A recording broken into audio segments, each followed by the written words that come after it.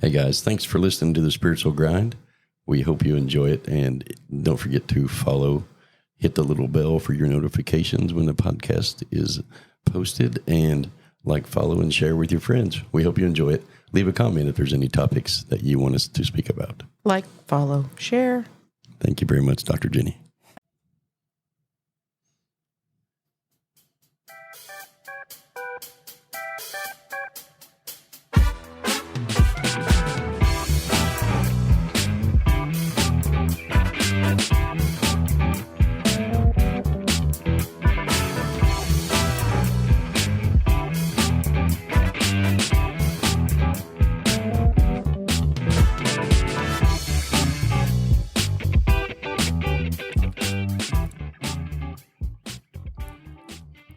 I love that intro music.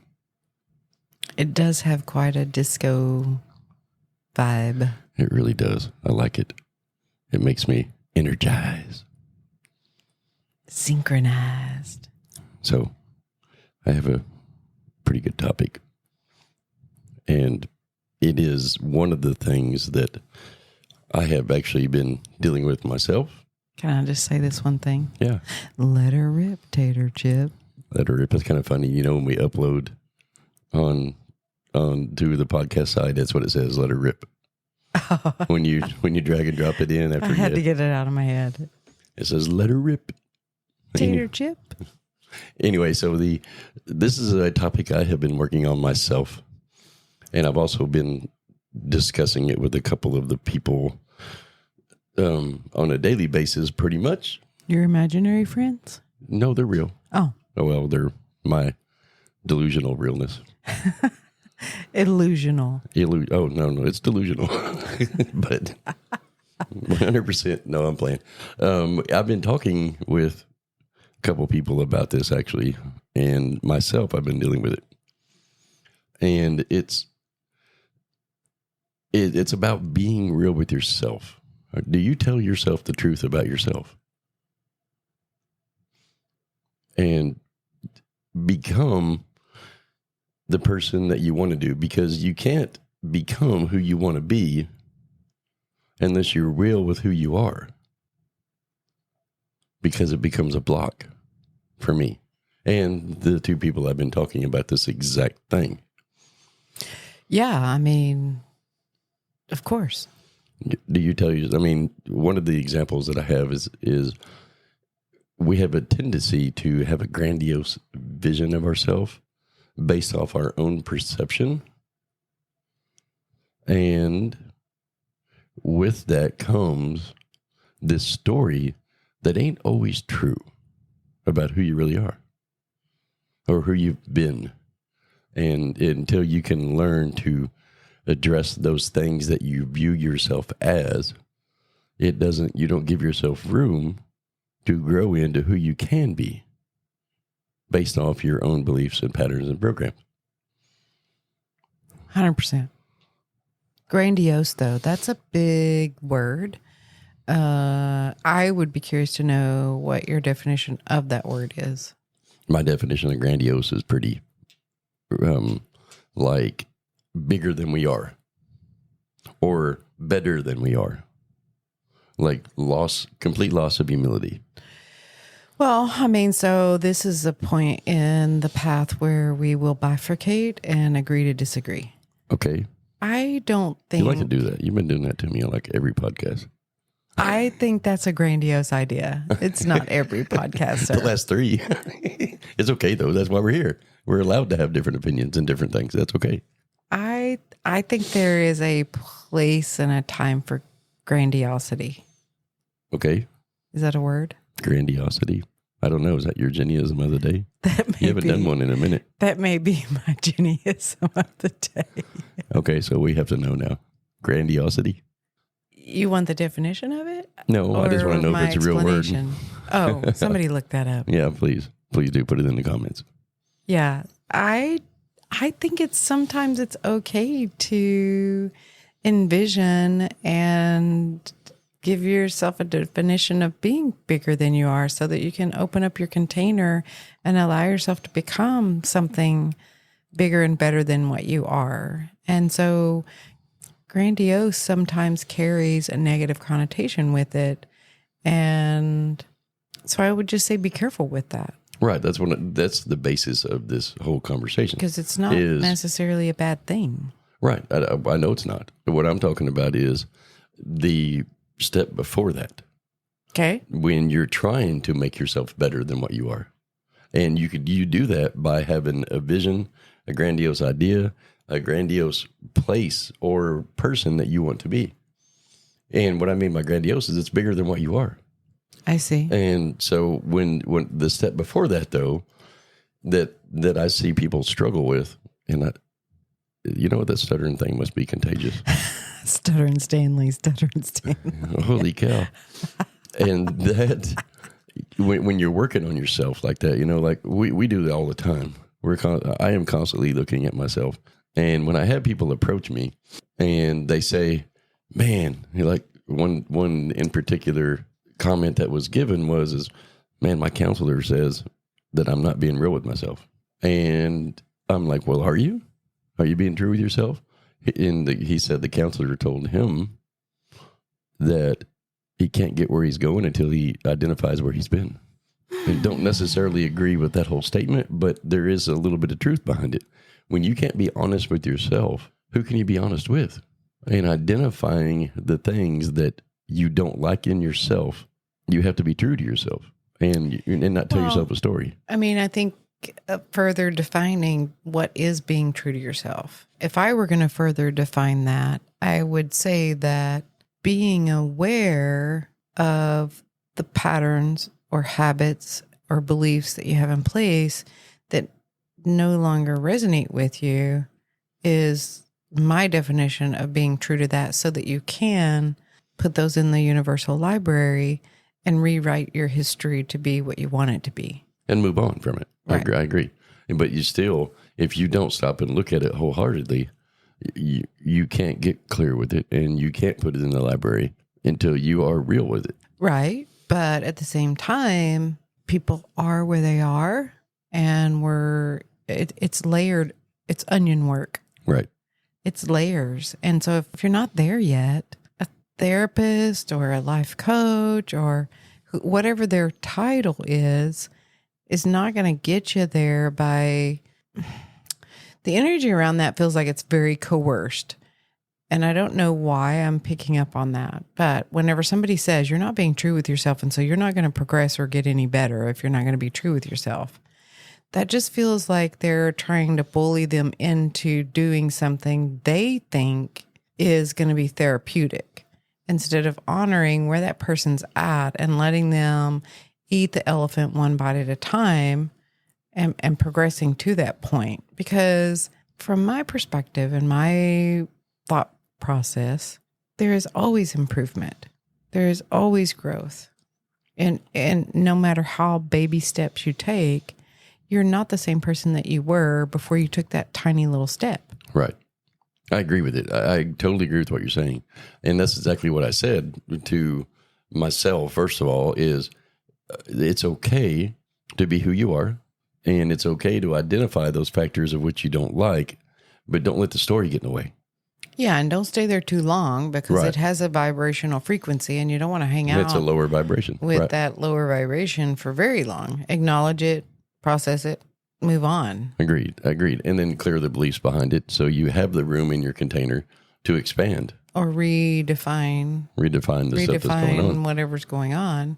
The example that I have, that what I want to say is what I said to him was, well, you've already done the first step. You're actually sitting here talking about it. So you're identifying it, and it's okay just to let it go.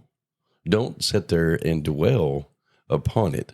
Accept it, clear it, move on, and become who you want to be. Open your doors, expand your container, and believe and create the story that you want to have, because we create our own reality. And so if you don't like the reality you had, quit creating it. Yeah. And identify the story, identify the beliefs, and put yourself in a position to where you can be successful at no matter what you're doing. Right. Yeah. I mean, one of the fun games I play in doing that for myself is I will take myself forward into the life basically of the person that I want to be next, see visually, and I usually do it in a meditation. How are they living? What are they doing? What are their day-to-day actions?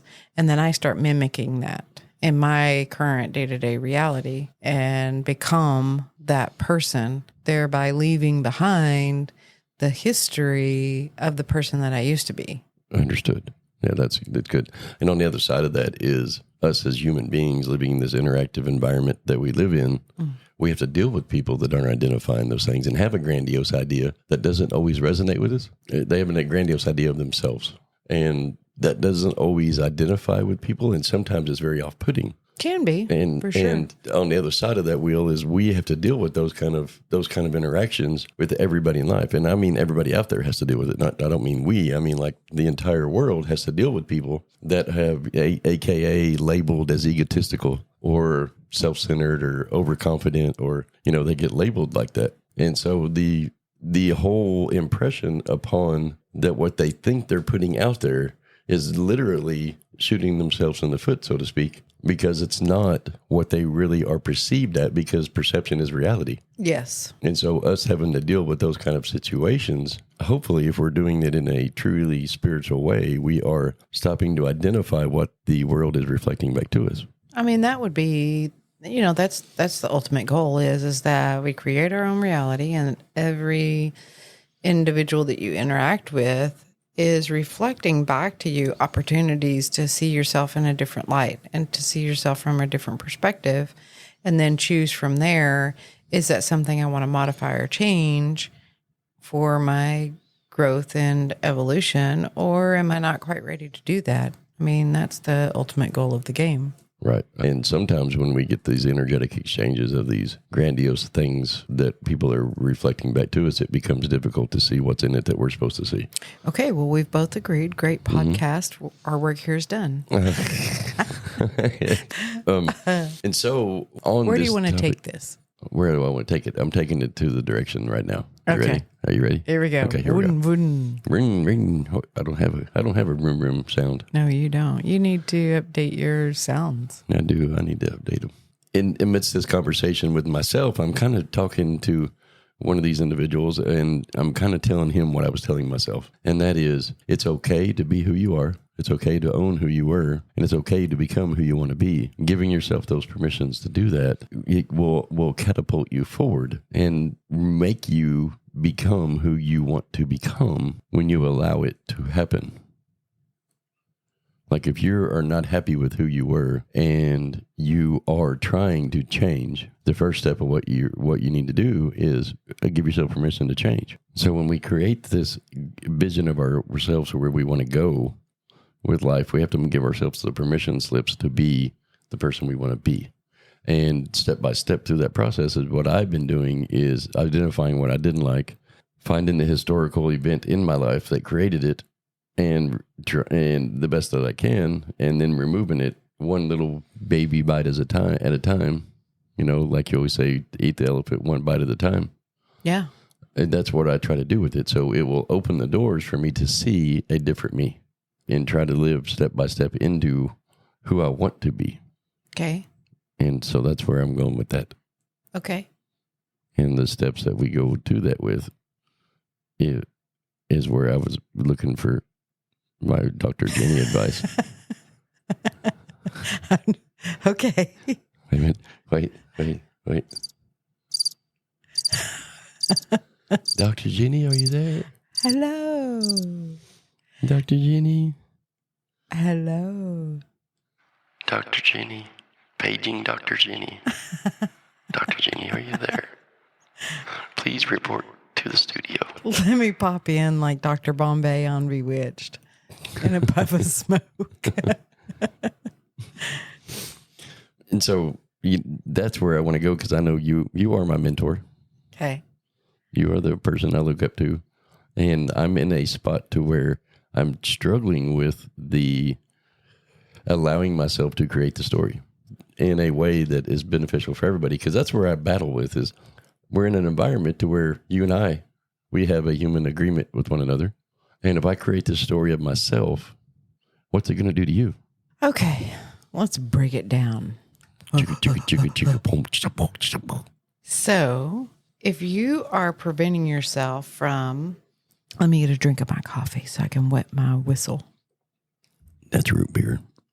Indeed, it is. Not mixed with coffee. No, that's root beer. Okay, so let me understand exactly what it is that we're talking about. We're talking about allowing oneself to create a new story and become that story, and why one would not be allowing themselves to create a new story. Right. Well, it's been my experience that one of two things could possibly be happening, maybe one of three. A, holding on to that old story is what is defined as giving you your identity. And if you let go of the story, then it could possibly be creating a situation where, oh my God, if I let go of this story, then who am I? And that in and of itself, a loss of identity temporarily could be more uncomfortable than hanging on to the story. Okay. So it could be that. That's dinging a bell. It could be partially that. Or B, not feeling like that you deserve to, or not understanding the mechanism Okay. of creation. And so thereby not creating the story because you don't give yourself the deservability of being whoever and whatever you want to be, because you have an additional story going on that you somehow have to do what's right by everybody else. So let's dive into that one a little bit, because that seems to be the general consensus out there, is that if I create the story to where my life looks exactly like I want it to look, then I am all of a sudden becoming a selfish individual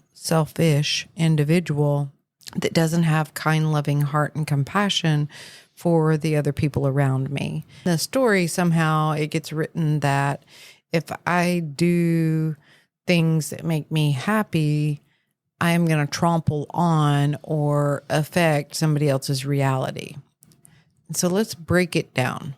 The reality of it is that if you are always, okay, so let's begin here. You're a spiritual being having a human experience, which means 90% of your being is spiritual. The spiritual aspect of you always maintains the highest vibrational state, which we as humans like to call it a love state of being, because there's really not another word for that vibrational frequency that feels amazing and blissful. And there are some people who can relate to that. They've reached that place, temporarily in meditation, or they've experienced it somewhere along the way. They may not be identifying it. If you are in that state of being, not only from your spiritual standpoint, which never changes because that's your natural vibrational frequency.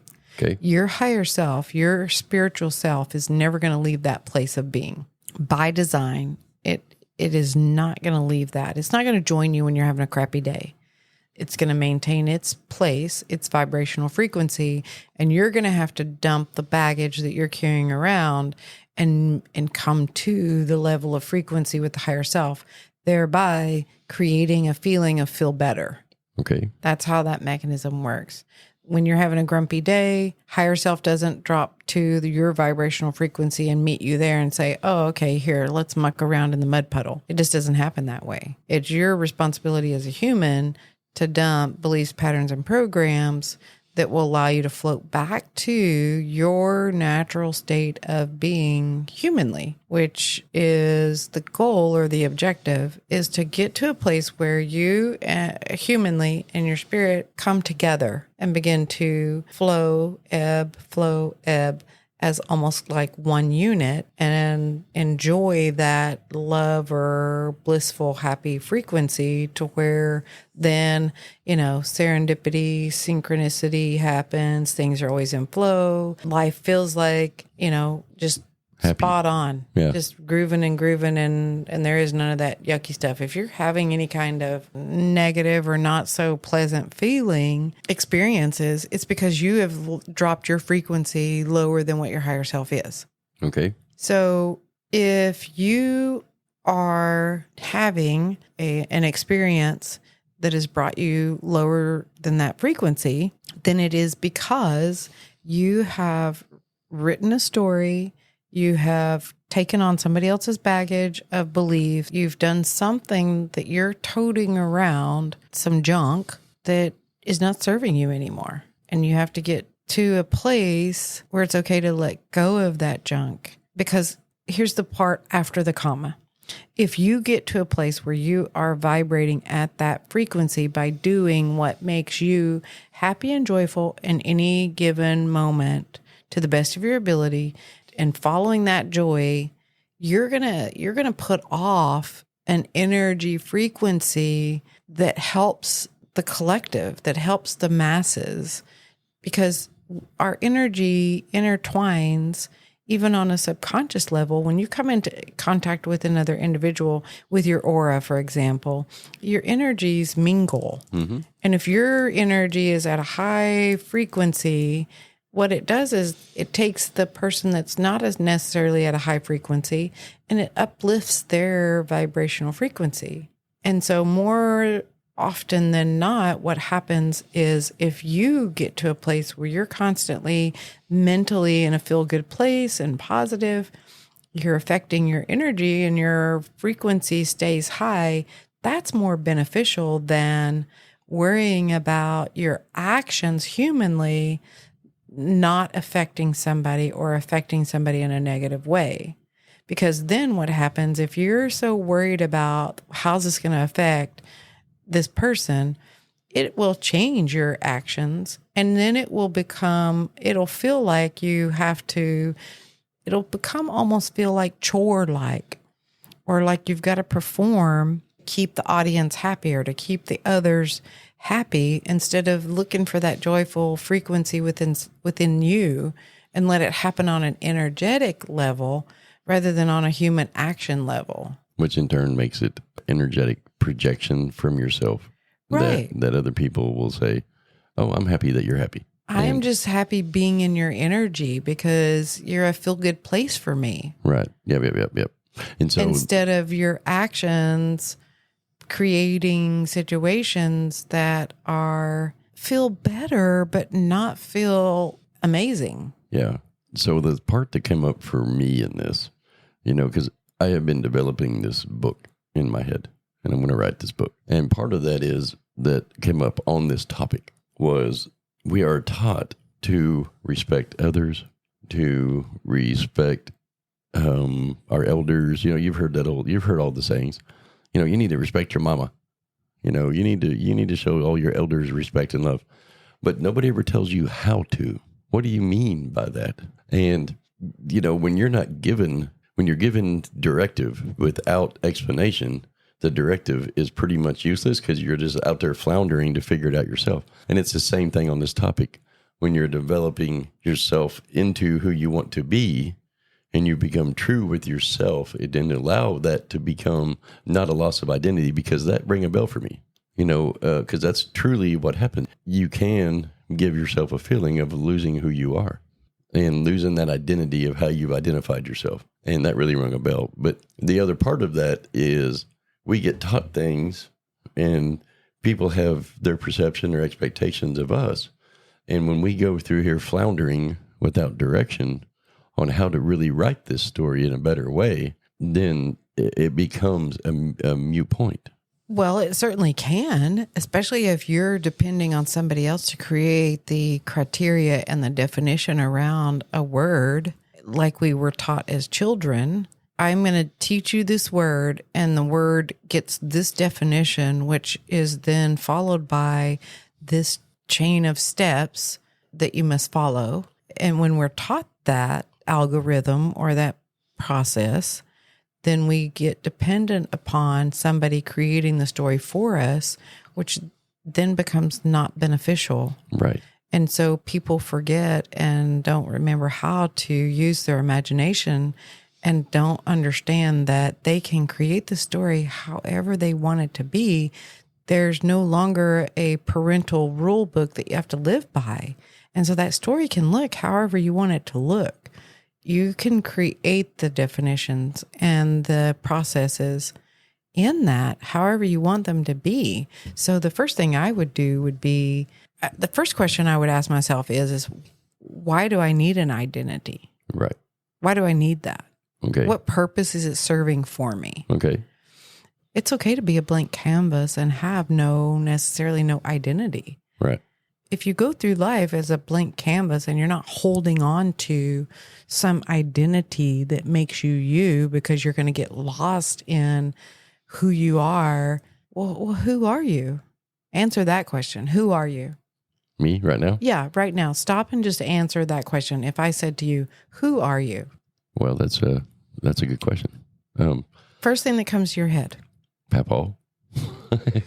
I am Papaw. That's a label that you've given me and that we've had for a long time, which is a very loving, caring person. Because you defined it that way. Right. Okay, so that's part of your identity structure. Correct. Okay, who else are you?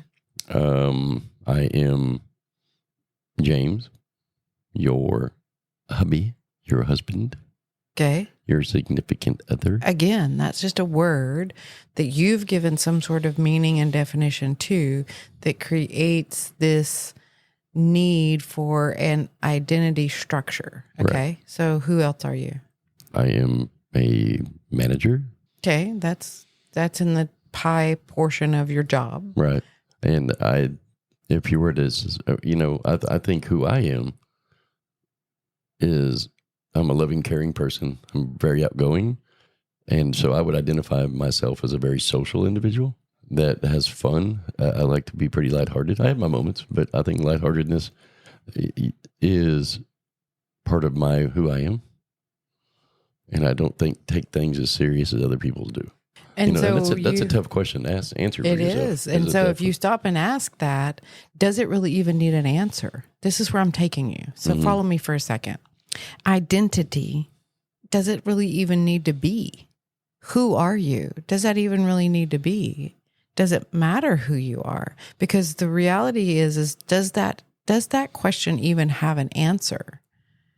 Because you didn't tell me who you are. You told me the components that make up who you think that you are by way of the definition that you've given your story and yourself. And the actions I think I'm putting out. And if you have to hang on to that to be something or to be successful or to feel like you're something, then that's what's going to trip you up. So getting to a place where you don't need, and 9 times out of 10, you create this identity characteristic made up of all these different titles. I'm a mother, I'm a wife, I'm a manager, I'm a doctor, those are just titles. They're just words that you use to structure. But why? Why do you do that? And here's why.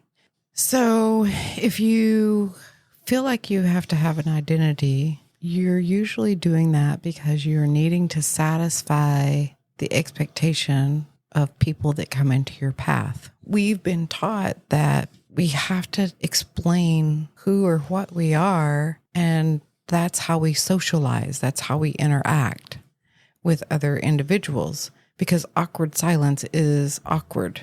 Nobody's comfortable just sitting there reading the energy. Like, it's just not a thing.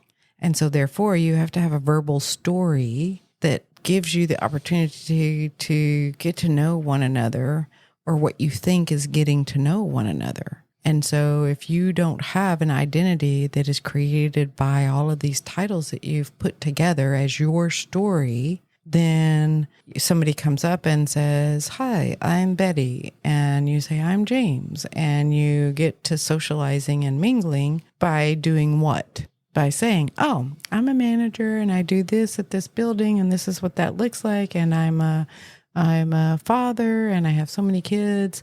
Like, you're telling a story as a way to socialize with an individual, because we've been taught that that is the appropriate way to mingle or interact with individuals. Well, that's We, as a tribe, we no longer sit quietly in the presence of their energy and read each other's energy, or telepathically get a download of who they are or what their agenda is. We have to do that verbally. right. So if you have to do that verbally on a daily basis, because as a society we've been taught that that's how we mingle or socialize, then you have to have a story, or you've convinced yourself that you have to have some sort of story. And telling a story means that you have to pull forward the history of what you've already lived to incorporate some sort of story to tell this individual, because they're getting to know you, accompanied by air quotes. Mm-hmm. I'm doing my fingers, air quotes.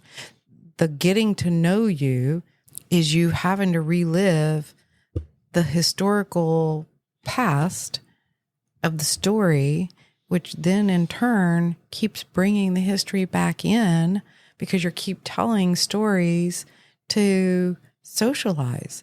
And so if you have no identity, how awkward of a conversation have we been taught that it would be if you walk up and you say, "Hi, I'm James, and I currently have no story because I'm rewriting my history, so I have nothing to tell you about me because I don't know who I am yet, because I've let go of the need for an identity." Well, we're taught this. That's completely. a weird story, right? It is a weird story, because all your social interactions are ranked by your identity. Because this is where my mind just went with all this. Is how profound is that statement you just made? Because everything that we do is ranked. I'm a doctor. I'm a lawyer. I'm an engineer. I'm a sacker at the grocery store. I'm a Uber driver. And those are all looked at in different ways. Sometimes condescending, sometimes not. But we're taught socially that we have to identify who we are to other people so we can maintain our level within society. Yeah, social economical status. Correct. And when we're taught those things, and we're taking ownership of those repetitively by repeating our story or looking for that common ground. When you socially meet somebody new, you're looking for that common ground because we are social individuals. But society teaches us that we have to do that. And then oh, wow, that's crazy. It just keeps, compounding. The history of our own selves, It's a big and loop. making us identify who we are to others just so we can be ranked and judged. Yeah, That's crazy. It's a big, huge loop. And so therefore, we teach to rewrite history, let go of the past, let go of the history, let go of the previous story, and become somebody new. It is okay to do that. But if you're still living in that loop that we just explained, it is not okay. Those two programs will conflict every single time, because the minute that you come up against a new person and you've got to pull on some story to Find common ground with that individual, or have something to conversate about, because somewhere along the way it's become socially awkward to just sit and stare at each other or whatever, you will pull from your historical stories and retell those. And every time you do that, unfortunately, you're reactivating them. reinstilling it. Reinstating that history, reactivating that energy. That's what a crazy way of looking at it. I mean, not crazy, it's a profound way, but it's crazy how it really makes it, when you put it in that perspective, if we don't live by societal taught ways, then us repeating history verbally to others Is inevitable. Of course. That's crazy. And so you have to figure out a way to circumvent and pop yourself out of that loop. So it doesn't really matter if you identify who you were and take ownership of it. You just got to give yourself permission to not identify it. Yeah. Let it go. It's okay to, so let's go this direction with it, because the first question that's coming up is, okay, well, how do you do that without looking like a weirdo? How do you come across a new person, find relatable conversation, You just hide. and not... You just hide in the corner somewhere and don't live experiences. That's how you do it. Lay in the fetal position and suck your thumb.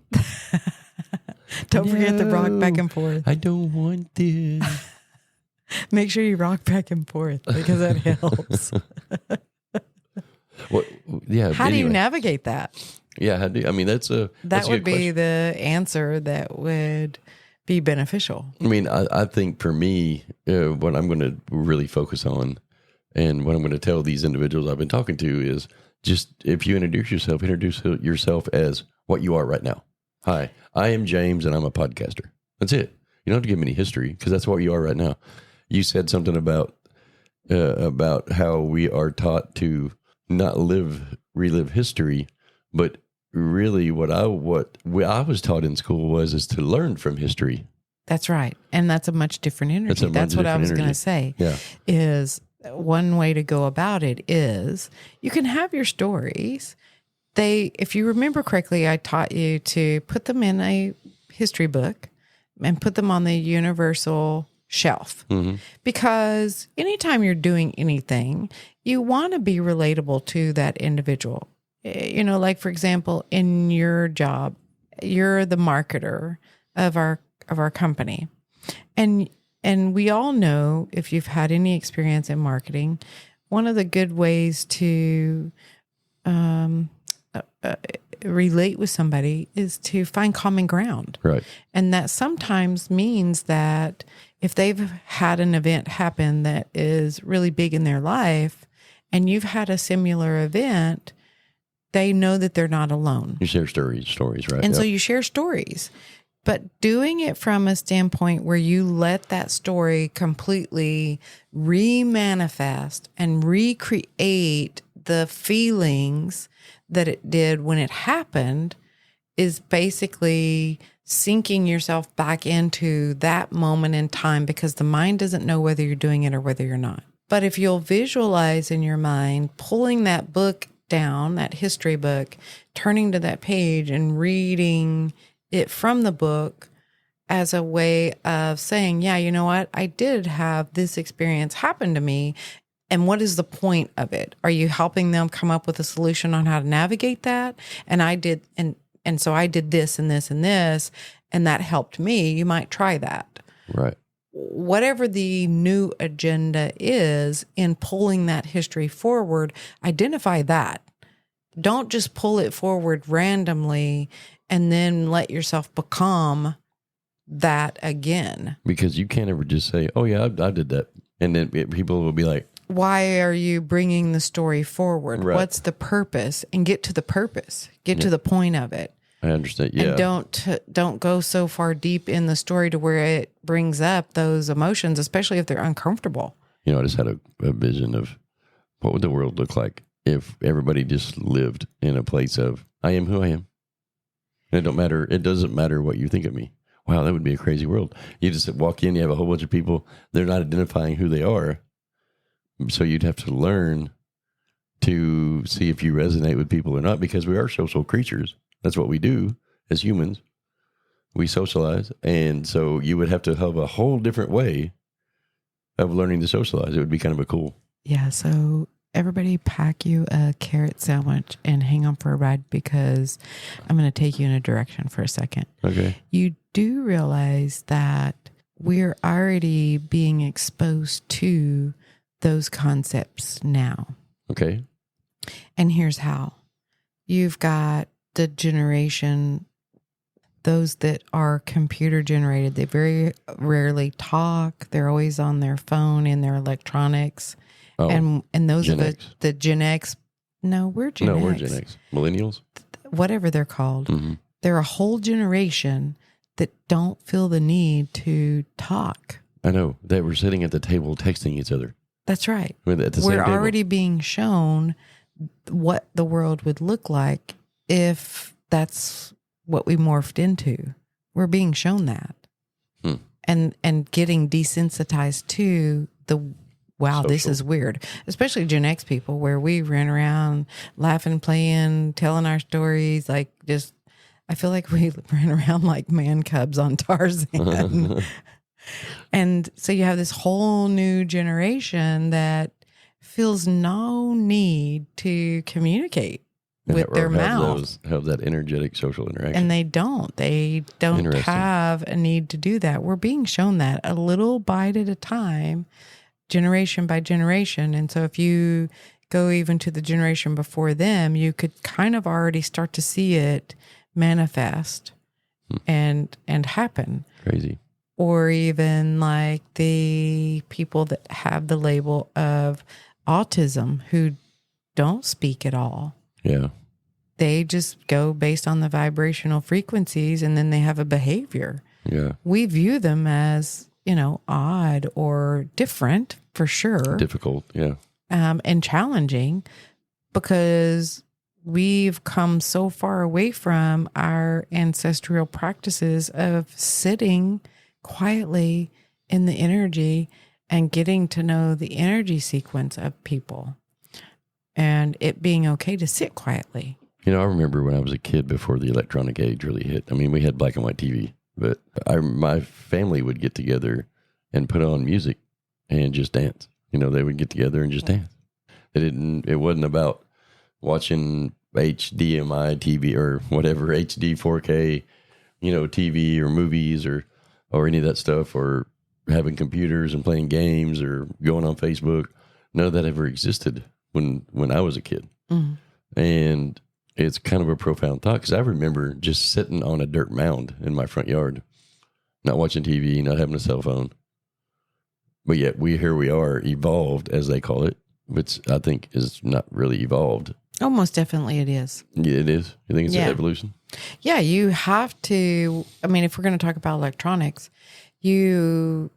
evolution, of course, because where we're going with that is creating AI all the way to the point of having cars that have a consciousness and can read your desires and your thoughts and acting on their own accord to do what you want them to do without you having to say anything or touch a button or any of that. That's where we're evolving to. That's where we're going to. Yesterday morning when I was watching my shorts videos, an app popped up on the advertisement called AI Go. And it is literally a virtual friend or girlfriend or whatever you want.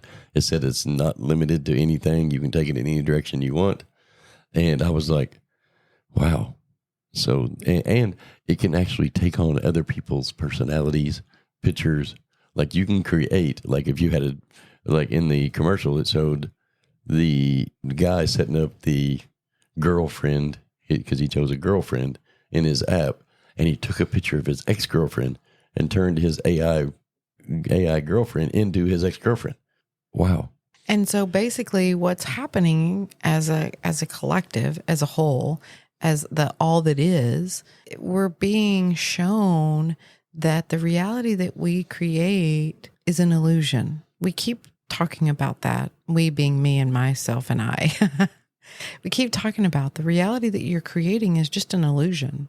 But in order to explore that on a much more profound and multiverse level, we have to get the collective to embrace the concept of illusionary thinking, virtual reality, so that we can grow and evolve past the point of identity. Seeing is believing, needing an identity, needing to see it for yourself in order to believe it. The mechanism of believing and the belief systems doesn't work that way. You believe something, you create it, you find the energy of it, and that's what brings it into and aligns with you. It's not seeing it first and then believing it. That does not work. Never does. It's crazy. I started this podcast in one mindset, and I've completely changed to another mindset of who needs identity.